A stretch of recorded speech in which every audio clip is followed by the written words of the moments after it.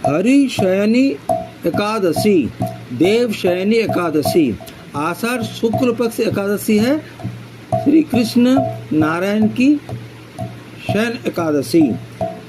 हिंदू पंचांग के अनुसार इसे पद्मा एकादशी, आषाढ़ी एकादशी, हरिशयनी एकादशी, नारायण शयनी एकादशी, विष्णु शयनी एकादशी, कृष्ण शयनी एकादशी आदि नाम से जाना जाता है।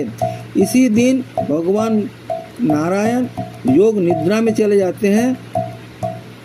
इस समय से देव उत्थान तक का ये जो 4 माह है इसको बोलते हैं चातुर्मास। चातुर्मास का व्रत रखते हैं, बहुत कठिन व्रत है, परंतु अभी भी ऐसे योगी महात्मा साधु संत हैं, खास करके वैष्णव संप्रदाय के और दूसरे जो सनातन धर्म से जुड़े हुए अन्य संप्रदाय के भी साधु संत चातुर्मास व्रत का पालन करते हैं। इस दिन भगवान विष्णु क्षीर सागर में तथा भागवत पुराण के हिसाब से पाताल लोक में शयन करते हैं, अर्थात क्षीर सागर में वो शयन करते हैं और पाताल लोक में भी शयन करने चले जाते हैं। अलग अलग कथा है, सभी कथाएं अलग अलग कल्प में सत्य हैं। भगवान कृष्ण ने नरकासुर का वध किया। नरकासुर महान योद्धा था, महारथी था, तो भगवान भी थोड़ा थक गए। इस बीच जब भगवान ने देवशयनी एकादशी से अगले दिन महान दैत्य सम्राट बलिराज वो दान से उन्होंने बंधन में बांध दिया, तो उन्होंने बोला, हे बलि, तुम आज से अमर रहोगे, तुम अमरत्व की प्राप्ति करोगे और मैं तुम्हारा द्वारपाल बन के पाताल लोक में रहूँगा। देखिए क्या भगवान की लीला है। तो भगवान की बात भी रखनी है और माता महालक्ष्मी ने सोचा कि ऐसे तो काम चलेगा नहीं, तो उन्होंने क्या निर्णय लिया, पाताल लोक गई और रक्षाबंधन के दिन उन्होंने उनके कलाई में, महाबली के कलाई में रक्षाबंधन बांधा और बोला कि तुम मुझे क्या दोगे अपने बहन को। तो बोला, बहन मांग लो, क्या चाहिए तुम्हें। बोला, अपने जिया जी को छोड़ दो। तो उन्होंने बोला, ठीक है, जो 4 मास तो भगवान हमारे पास रहेंगे, ये तो आप रहने दीजिए। तो ये 4 मास भगवान पाताल लोक में विश्राम करते हैं। दूसरे मतानुसार वो क्षीर सागर में विश्राम करते हैं, दोनों ही ठीक है। तो 4 महीना अनंत ब्रह्मांड है ना, कोटि कोटि ब्रह्मांड है, उन अनंत कोटि ब्रह्मांड का पालन करता भगवान विष्णु अगर सोने चले जाएंगे, शयन करेंगे, तो पालन कर्ता का कार्य कौन देखेंगे, भगवान शिव देखेंगे। भगवान इस समय डबल ड्यूटी करेंगे। वो संहार करता तो है ही हैं, विनाश के देवता हैं, तमस के देवता हैं, परंतु वो सात्विक गुण के वे देवता बन जाएंगे, वो पालन का कार्य करेंगे। इसीलिए चातुर्मास बहुत शुभ कार्य है।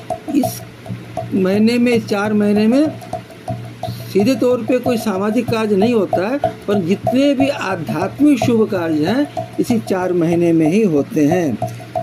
और जब कार्तिक शुक्ल एकादशी, जिसे देव प्रबोधनी, देव उठावनी या देवोत्थान एकादशी कहते हैं, नारायण उठेंगे और दोबारा पालनकर्ता की भूमिका निभाएंगे।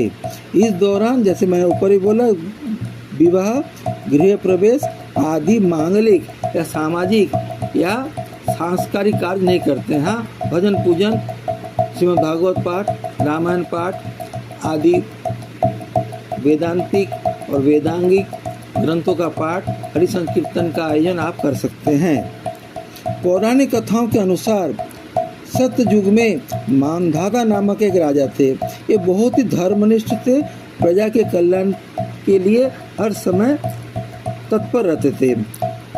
एक समय उनके राज्य में 3 वर्षों तक वर्षा नहीं हुई, जिससे अकाल की स्थिति उत्पन्न हो गई। प्रजा दुखी हुई, राजा भी उनके कष्टपूर्ण जीवन से दुखी हुए, क्योंकि वो प्रजापालक थे। राजा ने इस समस्या से मुक्ति के लिए महर्षि अंगिरा से रायली मार्गदर्शन मांगा।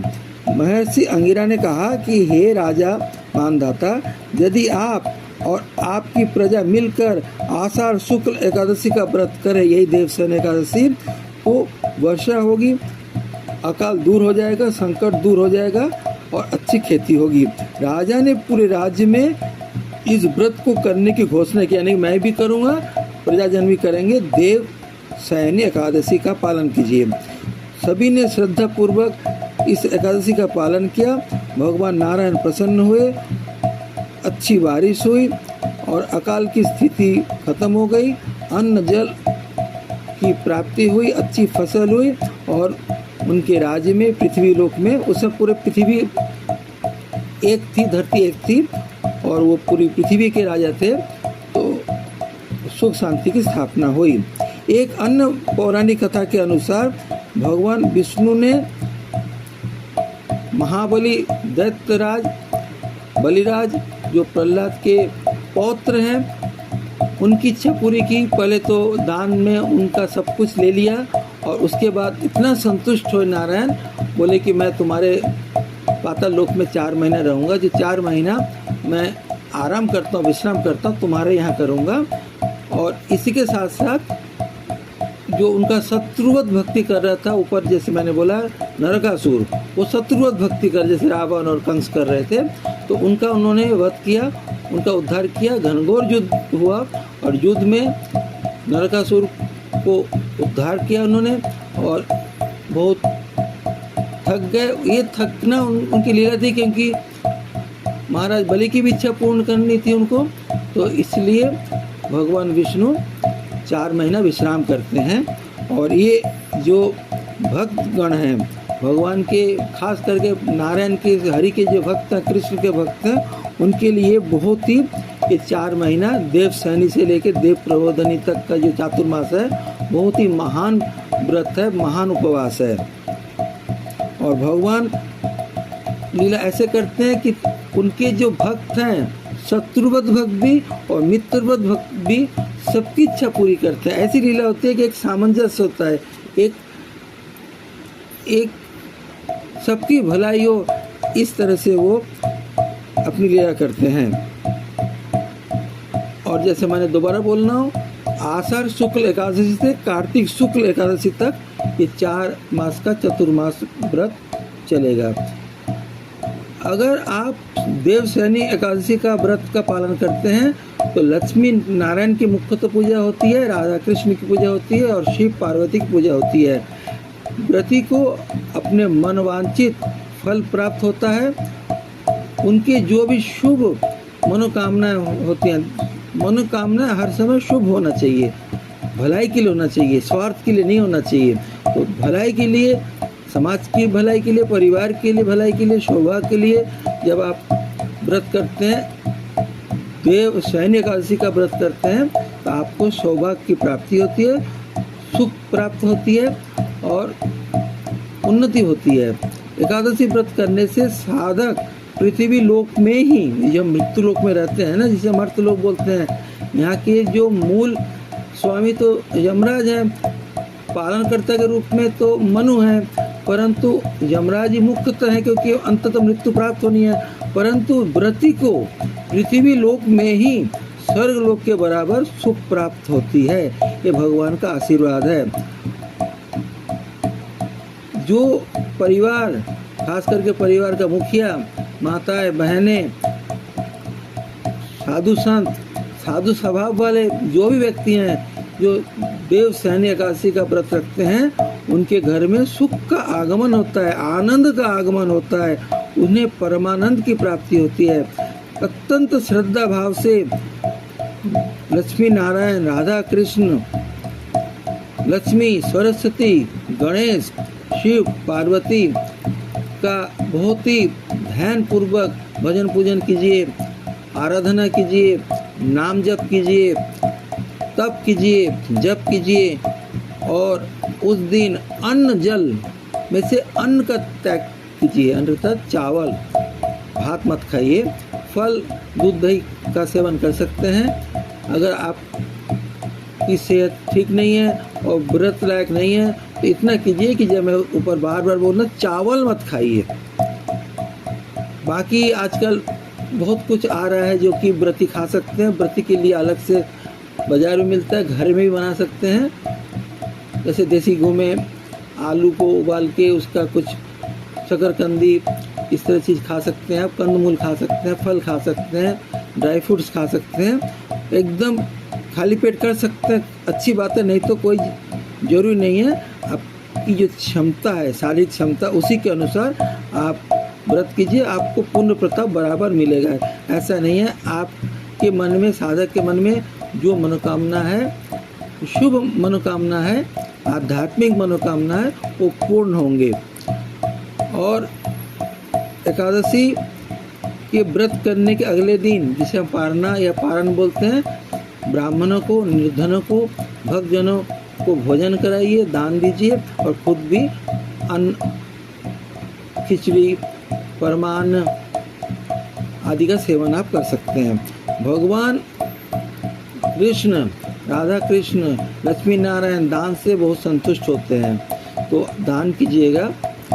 वो अन्न, वस्त्र, जल दान भी अच्छा, क्योंकि आषाढ़ महीने में गर्मी तो होती है, तो जल दान, शरबत, लस्सी, जो भी आपकी क्षमता है आप दान कर सकते हैं। जैसा मैंने बोला, द्वादशी के दिन जो है बहुत बड़ा एक और व्रत है, वो है वामन द्वादशी। भगवान विष्णु ने माता अदिति और महर्षि कश्यप के घर में एक ब्राह्मण बन के उत्पन्न हुए, आविर्भाव उनका हुआ, और उन्होंने महाराज बलि का, जो उनके अंदर एक, वो दैत्यराज हैं, वो गलत तो नहीं मगर दैत्यराज हैं, उनका भी दमन बहुत ज़रूरी था।